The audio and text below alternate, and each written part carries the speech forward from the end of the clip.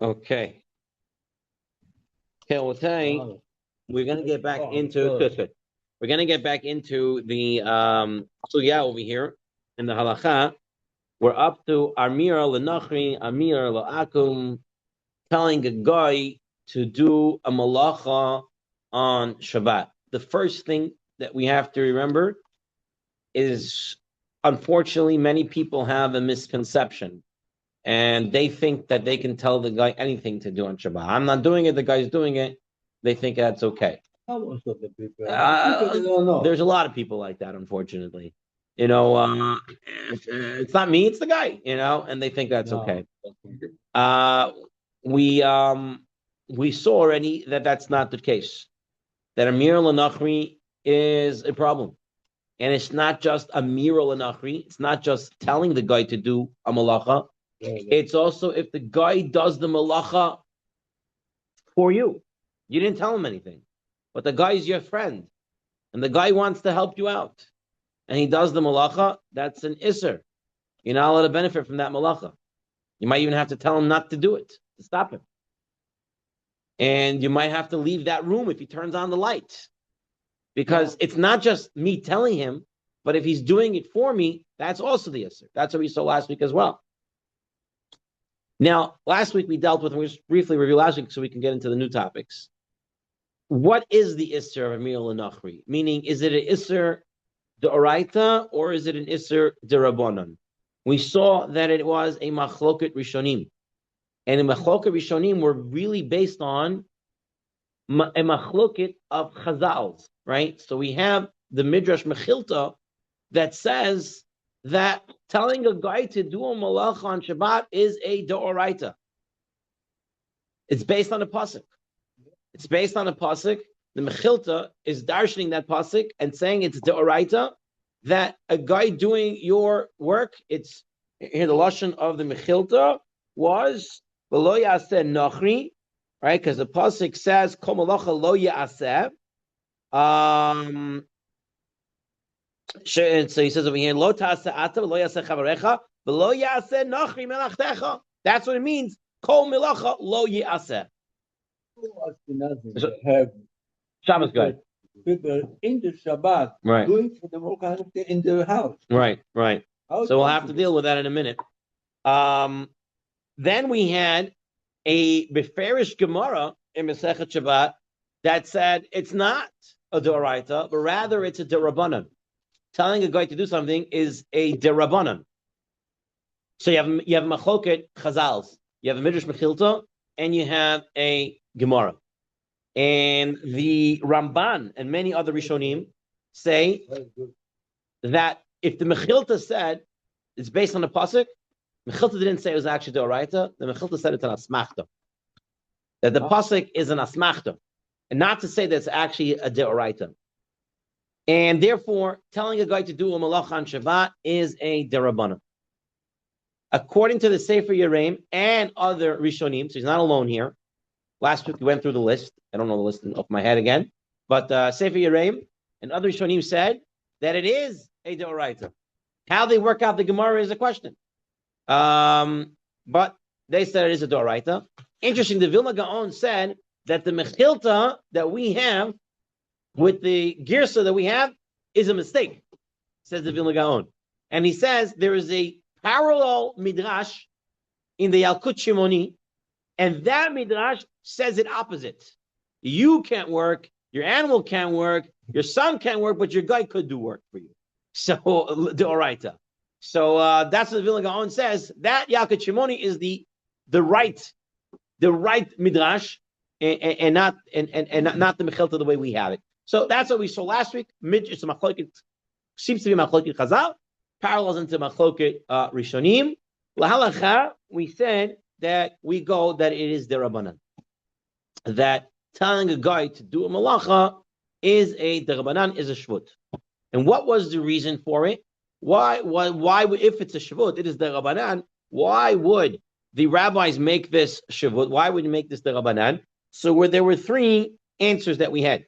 We had a Rashi in Masechet Shabbat that wanted to say it has some din, where the Kiva Ega learns, some din of shlichut. even though it really doesn't work shlichus by a guy, but it has some din shlichut. You're causing it to happen, therefore it is asur. There's a Rashi in the Avodah Zarah. Rashi in the Avodah Zarah says it's an isser of speaking things that you're not allowed to speak on Shabbat. Speaking to do malacha is speaking things you're not allowed to speak. So therefore, davar, you're not allowed to speak these things. You can't tell. So that's why you would, in cases where you were allowed to tell the guy something, you would have to do it in a hint. We'll have to figure out what those cases are. Okay, but derech klal, Rashi says, telling the guy the problem is you're speaking wrong things. That's why Chachamim put that shmut there. According to the Rambam, it's that it'll make zilzul of Shabbat. Basically, if I can get everything done through the guy, the Shabbat becomes light in my eyes. It becomes a something that I'm not really having to worry about. And the Rambam tells us this includes telling the guy before Shabbat to do it, right? Because the whole problem is having the malachas done on Shabbat, making a zilzul of Shabbat. So even before Shabbat, telling him to go do something, it'll also be a problem. Then we saw last week also, or if you just want to look at the review on page 178, we're told about telling a guy to go do a malacha for himself could also be a problem. So if you tell a guy, go make a barbecue in your backyard and enjoy the Saturday, that can also be a problem. When, right? When would it be a problem? If he's using something of yours, right? Using your barbecue, he's using your meat. So you're somewhat involved in that malacha. So if you're somewhat involved in that malacha, you cannot tell the guy to go do a malacha, even for himself. But you could tell him, go enjoy your day, go make a barbecue, and you're not giving him anything. You're not giving him the barbecue, you're not giving him the grill, the mangal, the charcoal, you're not giving him meat, you're not giving you just told him, go enjoy your day, make a barbecue. That's mutar. But if you're somewhat involved, then it'd be asur. Okay? We saw that halacha as well. We then saw that even if the guy,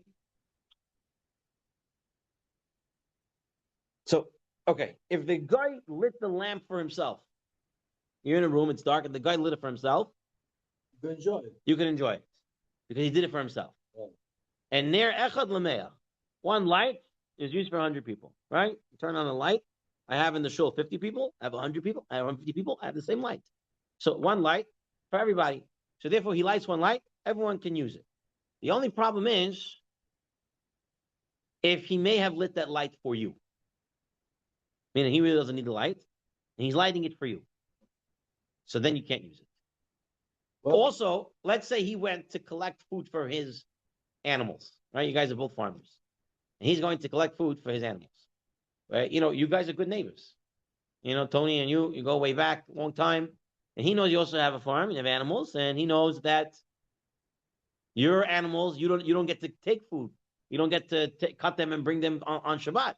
So he wants to help you out. He says, Yosef is a really nice guy. We both have farms for a long time. I'm going to bring, you didn't tell him anything. He goes and he brings, and he puts it for you also. Asur. Asur. Why? Because he's doing more melacha for you. It's not like the candle, Ner Echad L'Me'ah. I have one candle and everybody can use it. He's actually going and collecting more for you now, even though I never told him to. Also, asur. You're not allowed to use it. You're not allowed to use it. Okay? That's on page 180. You see the Shulchan Aruch over there. Then the last really things we dealt with last week was waiting b'chdei she'asu, waiting after Shabbat in order to use the item or something that was done on Shabbat. Yeah. Okay. So we saw that you have to wait b'chdei she'asu. You have to wait. The same time it would take to do the malacha that he did for you on Shabbat. So if the guy cooked for you something on Shabbat, right? In the case where he's allowed to cook, and there's no Bishul Akum here issues, but that's just an example, right? You would have to wait for after Shabbat for the time that it would take. What's the reason for this? So Rashi says you don't want to get Hana from an Isser Shabbat, so you have to wait for the time to elapse. And Tosafot says is because this is another way to dissuade people from getting a guy to do something, right? If you would say you didn't benefit anything, you still have to wait that extra half hour, right? So then they're not going to be inclined to get the guy's help. So if a guy violated Shabbat for a Jew, the Jew must wait until night, with enough time for the act to have been done before benefiting.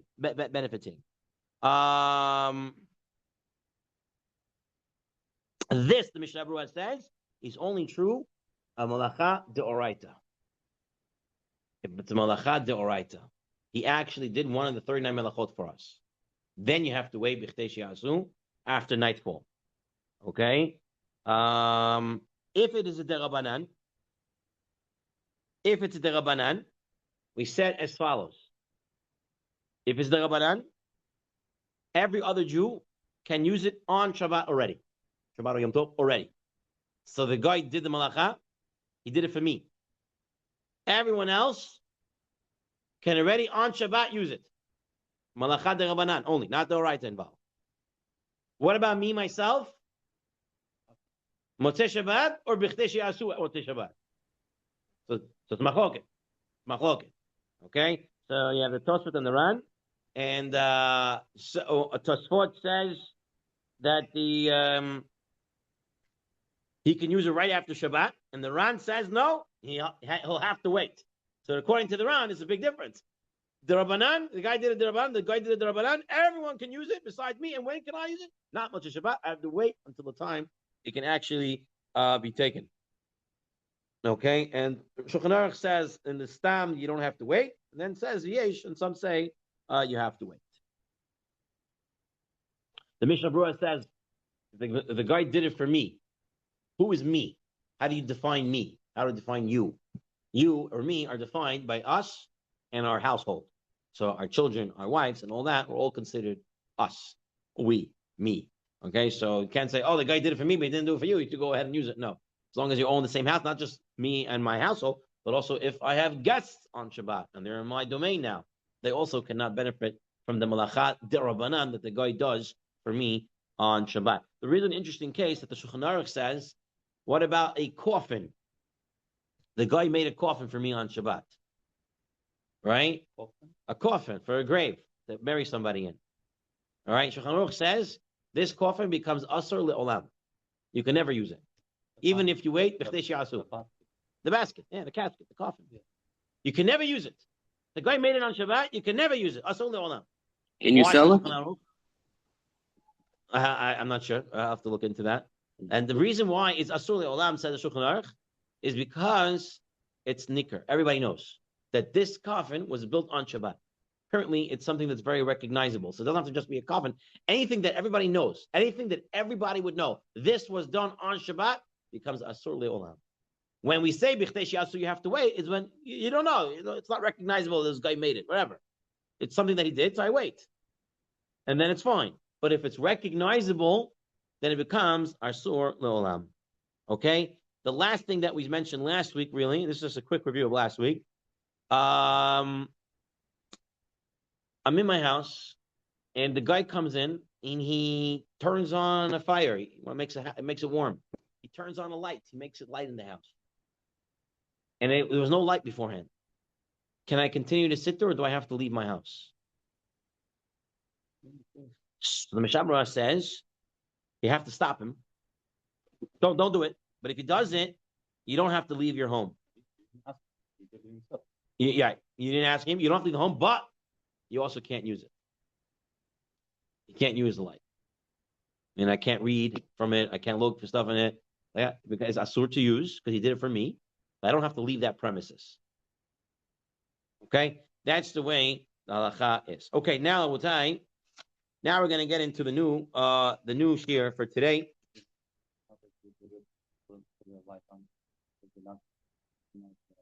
We're not religious. We'll talk about Maaseh Shabbat.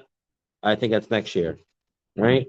Maaseh Shabbat. Yeah, Maaseh Shabbat is next year if someone violated something. Okay, now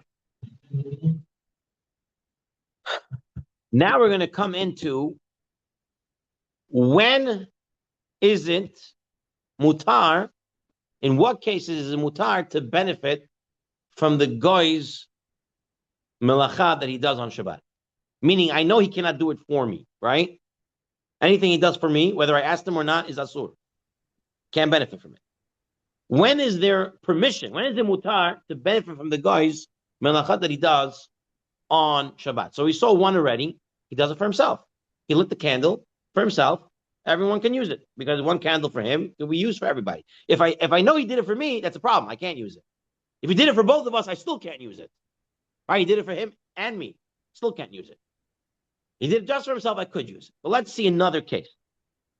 There's a Gemara. We already saw this Gemara. That if a guy's property that wasn't a case of sakanot nefashot, wasn't a case of someone dying, and the property went on fire, and the guy is coming, and the guy wants to come put out the fire, and hopefully he'll get rewarded afterwards, right? That's his intention. So nachri shava lichbot ein normal kibbeh al tichbeh. We don't tell him take it out, don't take it out, right? It's not our business. He keeps Shabbat, he doesn't keep Shabbat. And the Gemara says, you know why this is? He did this on his own volition. He did it on his own choice. He came and shut off the fire. You're not allowed to shut off fire on Shabbat. You can't do that, right? Because that's the way you make calls and stuff like that. So the guy comes and shutting off the fire. So I don't have to tell him not to do it. Let him do it because he's doing it on his own. Says Tosfot, what do you mean? We learned elsewhere. If the guy is doing a malacha for me, where I don't tell him to do it, and he's doing it, what did I just tell you? If a guy is doing malacha for me on Shabbat, am I allowed to use it? No, if I didn't tell him. So here the guy is coming, and he's shutting off the fire. And the Gemara says it's okay because he's doing it on his own. How could that be? How could that be? So listen to this. You're right. Okay. Now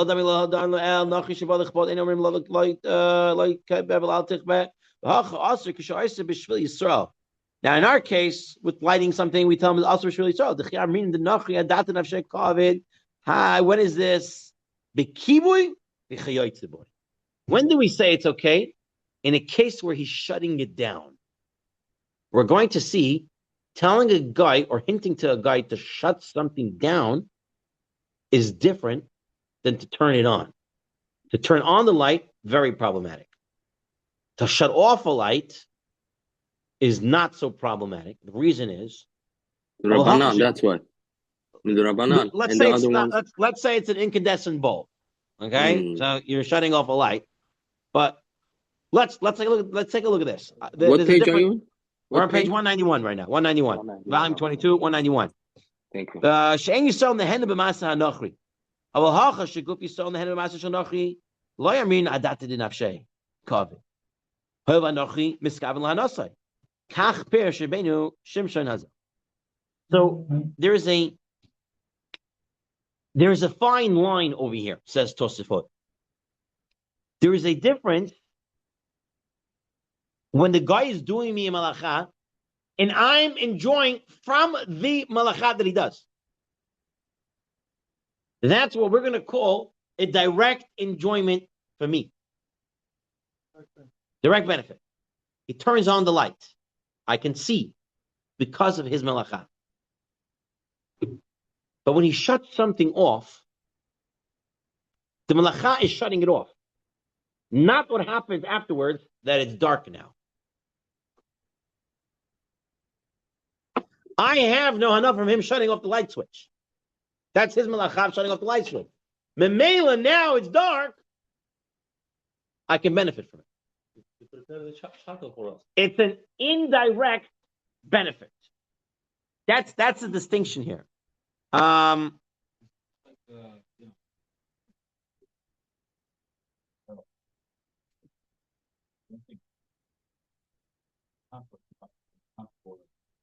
exactly what we're saying. The guy came and shut it down. He shut down the fire.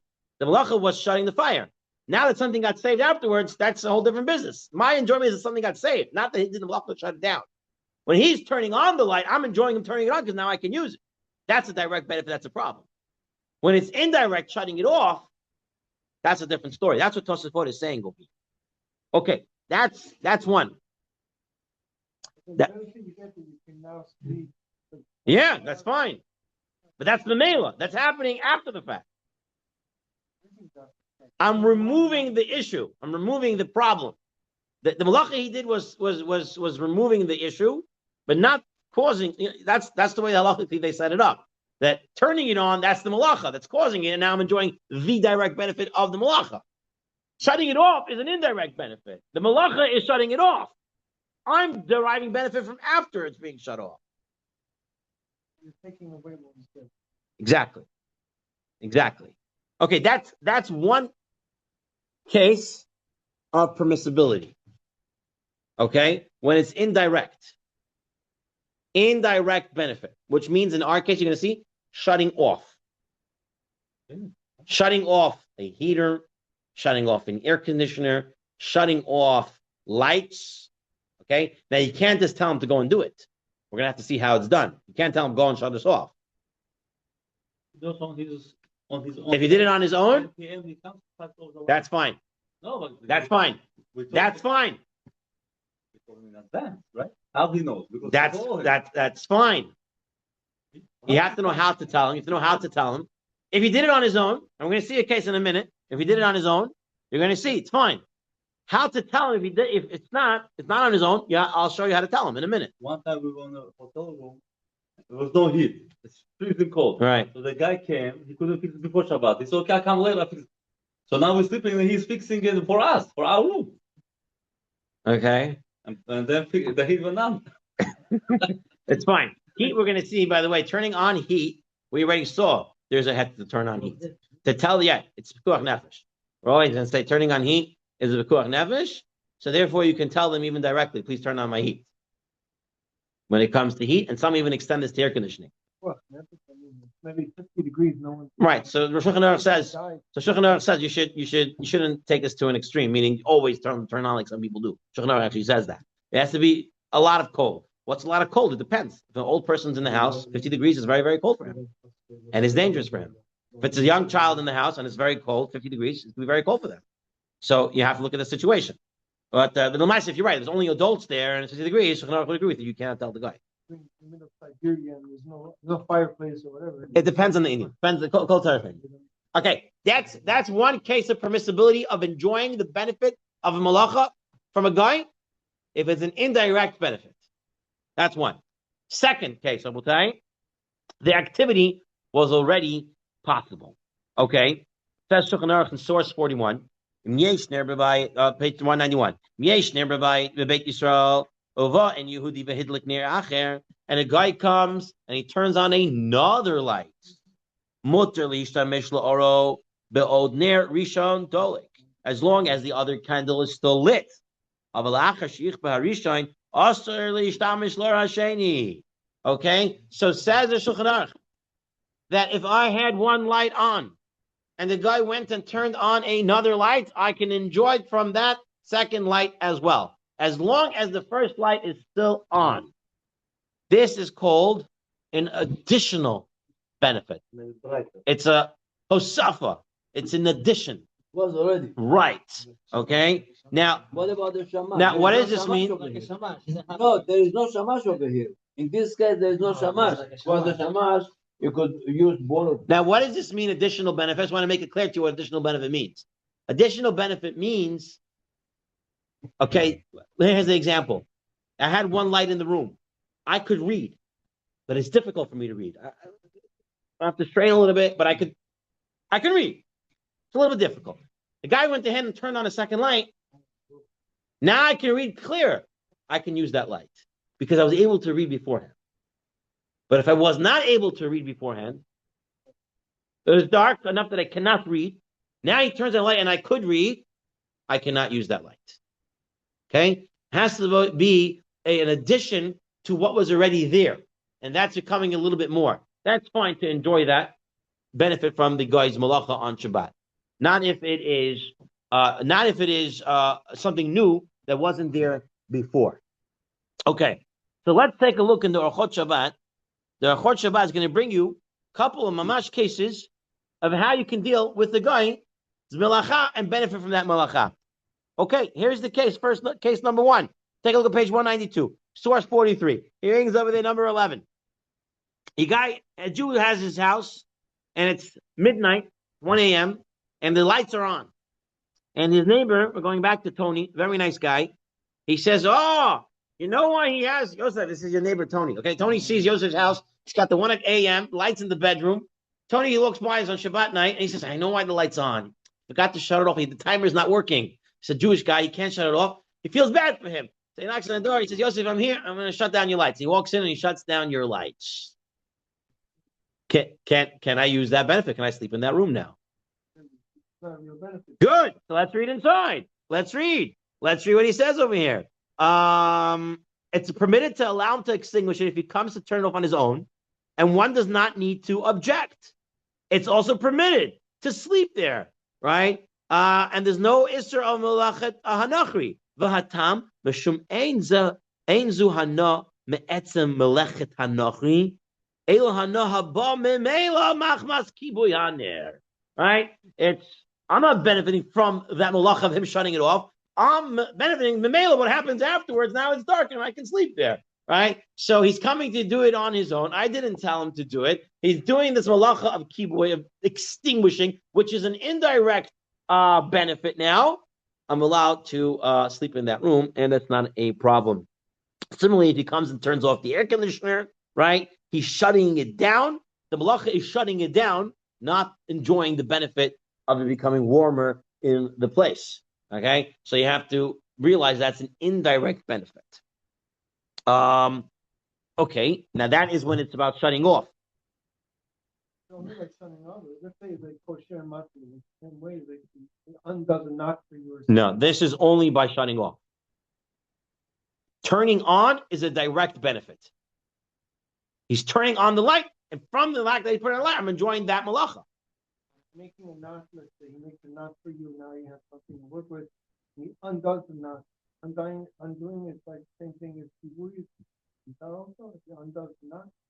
I'm not following. I'm not following. Just me. He tied a knot, and now because you have a knot, you have something you can work with, right? Okay. That kosher is the malacha, right? Right. You can benefit from that knot that he made. Okay. You're saying if he does undid the knot. And let's say for some reason I think the logic would apply, yes, because he's undoing, right? So I'm not enjoying the undoing. It's the indirect benefit of now the fact that it's no longer together, right? I think that's what we're saying here, right? It's when it's an extinguish of the malacha is the undoing. The malacha is shutting it off, right? And I'm not enjoying that direct malacha. I'm enjoying the after fact of that malacha. That's what we seem to be saying. Okay, now, when it comes to putting on a light in the room, we already saw this, that the putting on a light, you can't enjoy it, unless it's only a hosafa, it's an addition. I already had a light, and he's coming and he's turning on another light, then that's a different story. Or if he's really turning on the light just for himself, that would also be a case that's permissible to benefit from. But if there is even a suffix, he's turning it on also for me, then you're not allowed to enjoy from that, unless there already was a light beforehand. Okay? Now, if my first light goes out, right? That's what Shulchan Aruch said. If my first light goes out, then I can no longer benefit from his second light, because it only could benefit when it's a hosafa, when my light was still there. Now, what's considered an added benefit? What's considered a tosefet hana? So he brings here in the last paragraph. The guy comes on page 193. The guy comes to turn on an air conditioner and a fan. In that case, you have to stop him, right? Because there's no adding on. You're now causing something to be. He's turning it on. That's not an hosafa. All the more so, one must not hint to the guy to turn on the air conditioner, right? So this goes back to that machloket. If you compare heat to cold, right? So there are those who say that heat is compared to cold. And Shulchan Aruch gives you leniency to tell a guy to turn on a heater because it could be dangerous. So heat can also be dangerous. So you have permission to tell the guy to turn on the air conditioner. Although the Alka Joseph said that really is not a good comparison unless it's extremely hot, right? That's what the Alka Joseph wanted to say. So he's saying the same thing here. You cannot hint to the guy to turn on the air conditioner because that's going to be a direct benefit. We're going to see the only times you can use remazim is when you're going to get the malacha in a heterotic way, which means it's indirect or it's an addition. Then you can use a remez to tell the guy. But if it's going to be a direct benefit, you cannot hint to the guy to do anything. That's what he's trying to say over here. If the air conditioner is already working, Now the guy comes to increase the level of the cooling. That's a hosafa. It was already cold, and now he's making it a little bit colder, right? That would be okay. To hint to the guy to make it cooler. Okay? I think it was on 72, 80, and 19. Right. And to hint to him, we'll see what a hint means. But yeah, then you can, and if let's say he didn't, let's say he knew on his own, it just came and he made it lower, right? You can benefit from that because it's hosafa. It was already cool and it was already cold, and he's just making it more colder. Right? You had one candle and you have two candles. The same idea. So you have here, I will tell you, the two leniencies that we had so far is an indirect benefit. The guy's doing the kibui, he's shutting it off, right? And I'm enjoying the benefit that comes afterwards. That's a mutter leniency to enjoy the malach of a guy. And the second one was when he's doing a hosafa. He's adding on to what I already have. The third leniency, now we're on page 194. The third leniency is the Aruch HaShulchan. The Aruch HaShulchan, and this is what many people use, is basically creating a situation where the guy does a malacha for himself. Okay? What is this case? Right, we spoke about this case in the hotel. Right? Rabbi Melamed said that if I'm stuck in my hotel, I can't get into my hotel room. Right? So what do I tell the guy? I tell him, come inside with me. I have for you gifts there. A can of beer, right? So now he's coming in for himself to get that beer, right? Now that he's there for that beer and he's doing all these things, Lamaisa, he did the malachas for himself, right? To enjoy his own benefit. And now that the things are on, I can even tell him, by the way, leave it on. Don't take it back at all. I can tell him that, right? Because he's not doing the malacha now based on me. He's just leaving it there. And that is fine as well. Take a look at Aruch HaShulchan. Aruch HaShulchan says, when I was a child, they were accustomed on Shabbat evenings in the winter, when the nights are long, to call a guy to ask him, would you like a vial of liquor? Who doesn't like a vial of liquor in the cold? And he would say that he wants it. And they would say, we would like to give it to you, but what can we do? We cannot find it in the dark. Okay? Right. They're telling him a story. They're not telling him a tzivui. Right? They're saying, we can't find it because it's dark. They didn't tell him to do anything, right? No tzivui, no command. So he would then, on his own, light a candle, drink his liquor, and then go. And they would use this light. So causing a guy to do malacha for his own benefit and then enjoying that benefit afterwards. That's the leniency. It appears it's completely permitted in the case of a guy whom he does not regularly enlist. All right, that means he cannot be your acquaintance. He can't be Tony, all right, the next door neighbor. Because Tony knows your stuff, right? And Tony's really going to do it for you. He knows this. This is a harama. He's not going to think it's anymore a trick. He understands it, right? It has to be with somebody who doesn't completely understand it, right? And he comes and he does it, then he's really doing the malacha for himself. But if it's Tony, he knows you're just playing games with him, and you want him to really do these things. That's a problem. All of the Jew is engaging in harama, and the end, the guy is doing the light for himself, and it is permissible. So those are the three leniencies of when you're allowed to benefit from a guy's malacha: an indirect benefit, an additional benefit, and his causing his own benefit. A malacha that causes the guy's own benefit that you can then later enjoy from. Okay, that's the shvus situation that we're going to get into in a moment. But right now, this is cases where you can enjoy the benefit of an actual malacha done by a guy. These are the three leniencies. Now, people have a misconception that if you hint to the guy, all's good, right? I didn't actually tell him, I hinted to him. This is only going to be true in these cases when there's no direct benefit, okay? Where there is no direct benefit, and it's either an additional benefit or the guy's own benefit, that's when I can hint. But if it's a direct benefit, I cannot hint to the guy to do it. So the dimmer is set to low, and you come higher up. So that's a hosafa. Assuming you could Right. Assuming you can function with that dimmer, right, the way it was beforehand. to some degree, and you want to make it a little bit easier, that's a hosava. Yeah, that you can hint to him to do. Yes. Okay. Now, says the Ramah, Kol davar she'asar l'amar le'en Yehudi la'asato b'Shabbat, asar l'rmoz lo la'asato.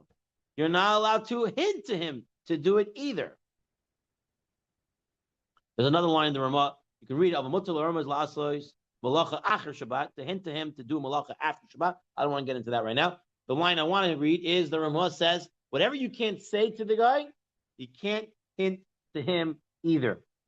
Okay? Shulchan Aruch Harav, he says over here that any hint that the guy would understand as a command, right?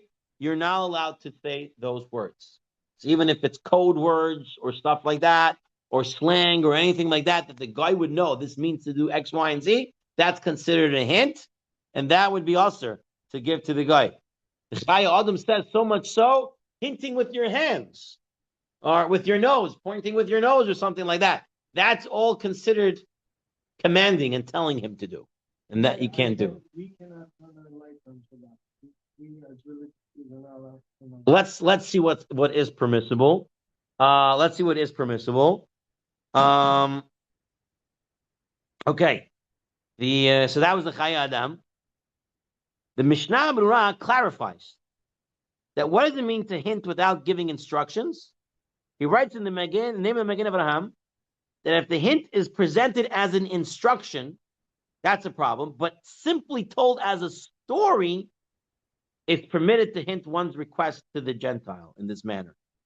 Now, of course, this is where it's only hasafa or indirect benefit or causing the guy's own benefit. So, but when one says to the guy, the candle is not illuminating well, I'm describing the situation. The light is not enough. I described the situation. I cannot read by the light of the lamp. And he fixes it. And this is all in a case where there was already a little bit of light, right? That it could function, right? In this case, that's the permissible hint. That's the permissible hint. Describing a story. Okay? Here, the Shmirat Shema Kachata brings down a few cases on page 197. Okay? The guy can say, it is hard to sleep when there is light in the room. Again, there was no tzivui here. There was no command. Sometimes he comes in, you tell him that it's hard to sleep, the light means that, oh, should I turn it off? You say it again. It's hard to sleep. The light when there's light in the room. Now, obviously, what's the story here? It's an indirect benefit, the light, right? That's why I'm allowed to hint it. It's an indirect benefit. That's why I'm allowed to hint and make a remiss to the guy. And I'm describing the story. Another case he has here, you can say it's unfortunate that the gas is being wasted. Again, I am shutting it off, right? So it's just a shut off, and it's an indirect benefit, and I'm hinting it. I'm not telling him to do anything. Another case, I cannot read because there's not enough light in the room. The house is not well lit because only one light is lit. This is a hosafa, so I'm allowed to do a hint to the guy by describing the story. That is what's permissible, and that's when it is permissible to hint to the guy. Okay? We'll repeat it again. Indirect benefit, additional benefit, the guy's own benefit, causing him to have his own benefit and then enjoying it afterwards. And those are permissible as a hint. And here is some language you should never use when trying to hint to the guy. Here in the laws of Shabbat, he says, these are words you want to avoid. Please help me. That's a lashon tzivui. That's giving him a command to help me. Do me a favor is a lashon of a tzivui, a command also. I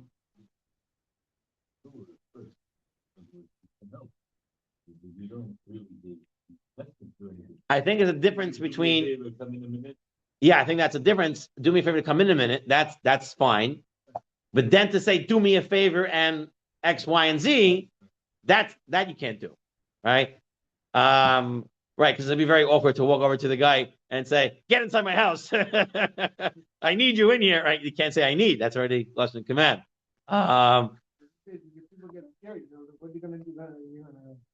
You're going to jump on me. You remember when when there was this whole thing of the Shabbos lights or the Shabbos switch or the Shabbos switch. You remember?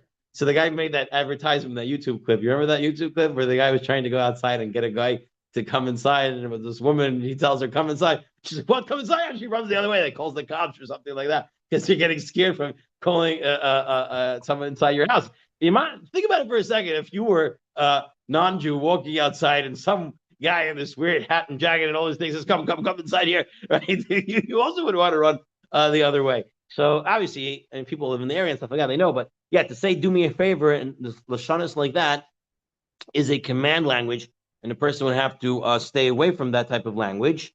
Also, just writing it on a piece of paper and then showing it after, like writing it on Erev Shabbat and then showing it, that's also considered a command. You can't do that, right? That's not a way to go about it. Let me see you looking at that in a minute. Right. Rather, one must explain the situation. Here he gives examples of explaining. The light in my room are on, and I will not be able to sleep. There's not enough light in the room for me. Okay. What a waste of electricity. If one can say that, right? If he understands what that means. Or he can say that the food on the stove is burning. Okay, to make him shut it off. Okay, so that is all an indirect benefits. Fine. That's on this section, Rabotai. Let's move on to the next section over here. So, quick question. So, if the goy asks the Jew, the goy realizes first and asks the Jew, "Can I do this for you?" We should say, "Don't do it." Well, you can't tell him to do something, right? Right. He said, "There's not enough light." He said, "I'm going to turn this light for you. It's not good for your eyesight." Let's say. We have to say, no. Don't even dare to do it. Do you have to say no? Okay. If it's only a hosafa, right? If it's a hosafa, you have light. He's just adding more light, right? And you told him I don't have enough light, and he says, "Oh, okay, I'll turn on another light for you." You're not commanding him to do that. It's going to be fine. You're saying if he's asking you, "Do you want me to turn on?" But let's say it's the direct. I don't think you can answer that. If you want. If you wish, I mean, it'd be nice. I mean, what do you think That's a good question. Let me look at it and get back to you. I'm thinking that perhaps if you're saying sounds like a good idea, maybe that would be okay because it's not a tzivui, right? You're just saying it sounds like a good idea, right? Okay, sounding like I'm asking him go do it. Okay, right? That's how you say okay. Let me get back to you. So you hinted to the guy, and then he's asking you back in a question, and he wants you to answer yes or no. No hinting. He just realized first, the goy, very sharp, and realized first that the Jew needs help. Right. And he's offering to do the melacha. If he did it on his own for an indirect or hosafa, it's fine. But he's not really doing it on his own. He's asking you. Right. Exactly. Asking. He's asking. So good. It's a good question. Anyone ever came to such a situation? Anyone ever heard that? That's not a problem. Why not? I'm not allowed to command him. Is me answering in the affirmative a command or not? You were able to do it without him. Right. What did he do? Nothing. But even in such a case, I can't tell him to do it. If I have one light, I cannot tell him to go and turn on a second light. He's asking me. So can you answer yes or no? I can say yes. You're saying yes is not a command. I hear. At the end of the day, he's not doing. It's a Malkiel, if you do me a favor, you send it to me as a text, this question, so I won't forget later on. Will do. All right, sure. So I'll ask Rabbi Yigal Chaim hopefully tonight. If not tonight, I'll ask him tomorrow morning. I'll try and get an answer. But that's a very good question. Okay. Sometimes in order for him to do or undo, You have to explain a lot. Explain. Okay. Now first press this button, then this button. So like, what do you do? Okay. You don't go through the whole process or To go through? step by step, or because you're not gonna figure out. You have to press this button and then this button, or to make it lower or higher or whatever you're trying to do. So if it's heat or air conditioning, then perhaps you could. Because you have those sheetahs allow you to do it if you're getting air conditioning. Comes to add on light and stuff like that, if you're telling him what to do, that's no longer a remez. But if it's maybe a if you hint him, you're allowed to hint him, right? Or Okay, if you are allowed to hint him, and if he does by himself, but he's saying he doesn't know how to do it. The guy has a second question. If Malkir, you can put this in the text also. No, The guy has a complex switch. right. No, you're Okay? not allowed to tell The him. guy has a complex switch. It's not just come in and turn on another light. Okay, so I tell him, I don't have enough light here. He says, oh, I figured out he wants you to add, that you want him to add on more light. He walks over to the light switch, and your light switch has 10 buttons in order to turn one on. So now, can I tell him, press the red, white, green, yellow, blue, this one, that one? Maybe not. That's the question, right? Maybe not. So maybe that's telling him what to do now. Yeah. Okay, so that'll be another question to follow up on. Where's that the show? Oh, that helps a lot. As you Right. If he knows Okay. by himself, that's okay. But Okay, I will tell you. I want to go a little further. We still have a few minutes. Let's go a little further. And these questions, B'ezrat Hashem, you remind me, Malkiel sending me a text, and then I'll send to everybody Igal Hayimov later. And then I'll get back to everybody with the answers, because this is very good questions. Okay. The next case is as follows. So, Rami, you brought this up. I think to guy to another guy, which was Shvut, the Shvut. Amira al-Nachri, who says to another Nachri, where does this all come from? There's a Gemara in Erevin. The Gemara in Erevin pretty much says there's a boy who needs to have a bris and has to have on Shabbos, and they're supposed to have hot water. And the hot water spilled. So they say, go bring the hot water from another house. And I said, oh, we didn't make an Erev. Go bring it from somewhere else. No, also, no Shituf, no Erev, no mother. Okay, whatever issue, they couldn't bring it. So they went there and they said, go tell the guy to bring it. Okay? And the answer was, look at the Latin section and source 51, 199, at the bottom over there. So they said, but what are you telling the guys also Shabbos? So it wasn't taught Ben Shvus the Ace by Maisa, Shvus the Lace by Maisa. Is there a difference between a Shvut that there is a Maisa and a Shvut that there is no Maisa? The Ha'amar loy Amar Lanachi Zel Achem. All I told him was to go bring. I didn't tell him to go cook. I didn't tell him to do anything else. And based on this Gemara, there are different girsas of this Gemara that lead to three different shitot of what this Gemara was saying. And the famous one is the Rambam in source 52. And the Rambam understands that this case, why it was permissible to tell the guy to go and bring the water. I didn't tell him to heat it up. Tell him to go and bring the water. Why? Tell the guy to do something, we said, was halacha a derabanan. To go and walk in a place where there is no Erev, right? A Carmelis is not a Doraita issue. It is a derabanan issue, right? So you have a telling a guy to go walk in a derabanan issue place. So it's derabanan, and that's what the Gemara said is mutter. Take a look at the Rashi. Davar she'enu, take a look at the Rambam, source 52. Davar she'enu malacha. Vein Isser La'asot b'Shabbos El Mishum Shvus Mutter L'Yisrael Loimer L'Nachi La'asot b'Shabbat. You're allowed to tell the guy to do it on Shabbat. So you're allowed to tell a guy to do a Rabbanan on Shabbat. Who sheyesh sham miktas choili or yetzarich ledavar tzarich harbe or even play mitzvah. It's something that's really needed. It's a pressing matter. It's a mitzvah. Someone's a little bit sick.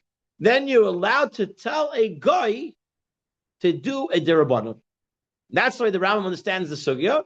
Go and tell the guy to go and bring the water through the Rabbanan place. So it's a Rabbanan, and it becomes okay. Magen Avram says, Hefsed Gadol also, Yesh Lahater, Shvus Ayidei Akum.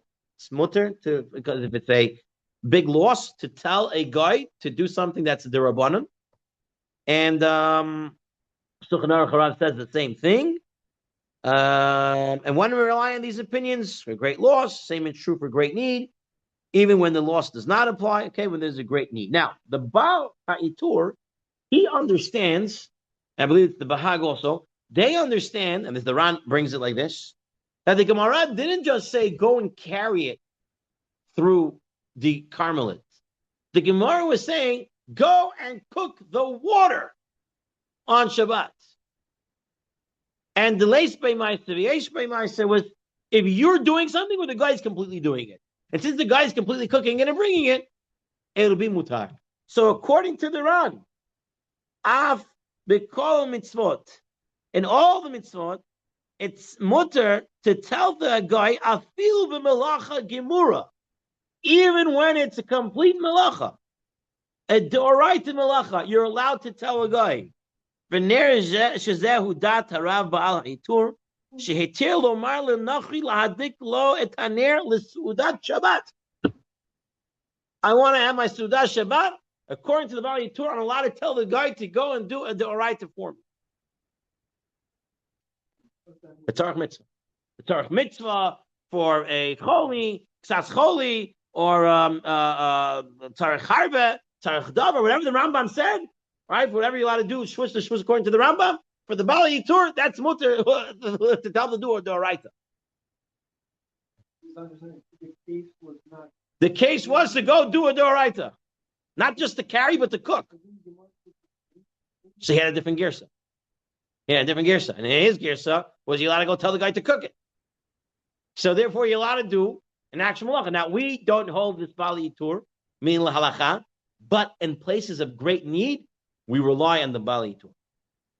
In cases of great need, we can rely on telling the guy to go do an Isser D'Oraita.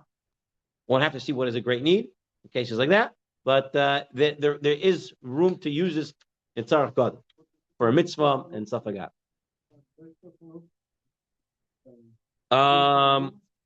We're going to take a look at the Shulchan Aruch in a moment on the next page. Now, there's a third opinion. The third opinion is the Tosfot and the Ramban. And they say, not like the Rambam and not the Bali Tur, and they say this Gemara is about a Brit Milah. And don't extrapolate to anywhere else. Brit Milah is 13 Britot, it's Doche Shabbat, it's a whole different story when it comes to Brit Milah. Don't compare this case of allowing to do something for a Brit to any other case. That's how many times it says about Brit. Okay? So there's 13 Britot when it comes to a Brit. It's a special thing. There's a Doche Shabbat. It's a whole different level, whole different ball game. I believe it's 13 times. I think it's Gemara that says that. 13 Britot about Brit. 13 mentions of Britot by Brit, right? In the Torah, in the whole Torah. Right. I believe it's No. Like a Brit Milah. I believe just Brit Milah. But I'll double check. But that's what I remember offhand. Anyway, these are the three opinions. So you have the Rambam that everyone's familiar with, Shvut to Shvut. That's fine. Then you have the Bali Tur, which is a big Hidush. Is I'm allowed to tell him to do an actual malacha. And then you have the Rambam Tosfos that says, don't compare this case to anything else. This is just for Brit Milah. So let's take a look at the rulings of the Achronim and the Poskim. So the Shulchan Aruch says, Davar she'en malacha, ve'en Yisrael la'asot b'Shabbat, el mishum shvut, mutar Yisrael loimer, le'en Yehudi la'asot b'Shabbos, v'hu sheyesh sham mitzvah chayli, or yitzarech hadavar, or yitzarech harbe, or mipnei mitzvah, v'yesh osurin. So you have the Rambam, he brings down the Rambam like the Rambam as the stam, that's the halacha, shvut to shvut. And then he writes the Ramban and the Tosafot that they asur it in all the cases except Brit Milah. And then the Ramah says the yesh makilin afilu b'malacha deoraita, and there are those who allow you to tell a guy to do a malacha deoraita. That's the Bal Ha'itur. Okay, so Mishnah Berurah says first of all, guys, the Ramah says over here yesh makilin, but the Ramah and many other places says you don't follow the Bal Ha'itur. So over here, he's just telling you that there is a Bali Tur that allows it. It's not that the Ramah allows it. He's informing you of the Bali Tur over here, but he's not telling you that that's okay. Okay? Ki dea zuhirak dat yechida, right? And Varif, Arash, Rambam, Oid Kamei Rishonim, Cholkim Aleya. Pretty much all other Rishonim argue with the Bali Tur and say it doesn't work that way. Now, when is it okay? Mishnah Berurah brings a case. If the Erev goes down, okay, and Malacha D'Oraita needs to be done in order to put the Erev back up. Guess what? On here, Mechidaihu Bal Ha'itur L'smoch Alav L'Hatir Shivut Amira Afilu Malacha D'Oraita B'Makom Mitzvah D'Rabim. It's a Mitzvah D'Rabim. Go tell the guy to do a actual malacha d'oraita to help the rabbim. So that's the cases where you can rely on the Bali Tur to tell the guy an actual Isser d'oraita to do. The Yalkut Yosef brings the case of the lights going out in the shul. And now you want to tell him to turn the lights back on. Now, it could be an issue of a d'oraita. And you had incandescent bulbs back in Chacham Ovadiah's times, right? So the incandescent bulbs is a d'oraita, we said, right? So now I want him to turn it back on, right? So he says because it's a harba notion, a lot of people are involved. It's for a mitzvah. So you could l'smoch bal itur for this type of case. So you're allowed to say to do this isser d'oraita, it's malacha d'oraita in such a case. Says the Shulchan, says the Yalkut Yosef, page 204. It would probably be better to tell one guy to tell another guy. Now it's still a shvus to shvus, and then he's doing the isser d'oraita, so it's a lesser problem. Now, not all poskim agree that telling one guy to tell another guy is a shvut to shvut. Not all agree that. Not all agree to that. Some understand that it doesn't make a difference. I tell one guy, two guy, three guy, four guy, it doesn't make a difference. I'm still telling the guy to get it done, right? And it's not looked as a shvut, the shvut, one rabbanan to another rabbanan. Other poskim say it is looked that way. That if I tell one guy to tell another guy, or I tell one guy and the guy tells the other guy, then that is a shvut. So there is questions about that. The Shulchan Aruch says, we talked about this already, about the heat. Heat, we're makel. If it's cold, it's a serious cold that can be dangerous for the elderly, for the young, or even for the adults in that matter. It's dangerous. You could tell the guy, turn on the heat.